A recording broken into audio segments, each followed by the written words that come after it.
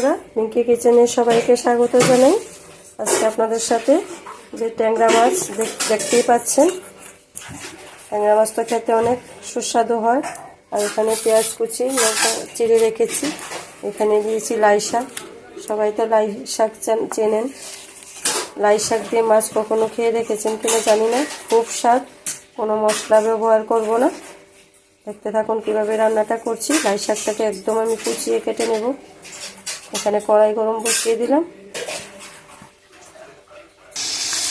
দেখুন বন্ধুরা, মাছটা ভাজতে দিয়ে দিলাম। মাছটা কড়া ভাজার দরকার নেই, হালকা ভেজে তুলে নেব। লাই পাতাটাকে একদম কুচিয়ে দেব।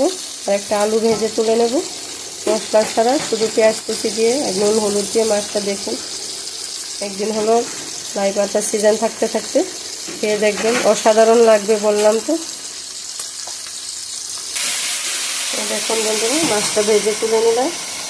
লাই শাকটাকে কুচিয়ে নিলাম। আলুটাকে ভাজার জন্য দিয়ে দিলাম।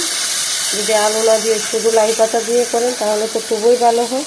আমার লাই পাতাটা একটু কম ছিল, তার জন্য একটা আলু দিয়ে দিলাম। শুধু লাই শাক দিয়ে করলে তো খুব ভালো লাগবে খেতে, এটাও খারাপ লাগবে না।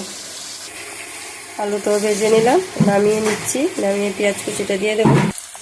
যে পেঁয়াজ কুচিটা দিয়ে দিলাম। সামান্য একটু হলুদ দেব, বেশি না, যেহেতু আমি লাই শাক ব্যবহার করছি তার জন্য হলুদটা একদম অল্প পরিমাণ দেব।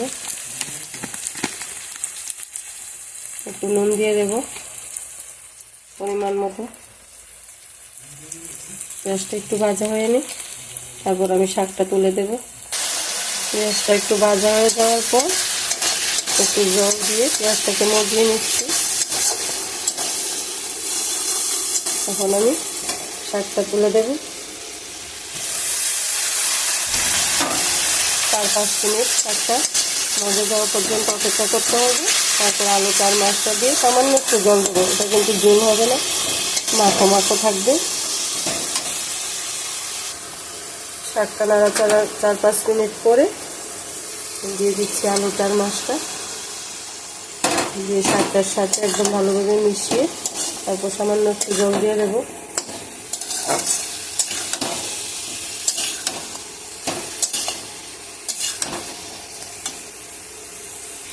অনেকেই আছে যে লাই শাকটা একদমই পছন্দ করে না, ওদেরকে বিশেষভাবে বলছি এইভাবে একদিন ট্রাই করে দেখবেন। আমিও কোনোদিন লাই শাক পছন্দ করিনি, একদিন একজনের থেকে শুনলাম যে এইভাবে করলে নাকি দারুণ হয় খেতে।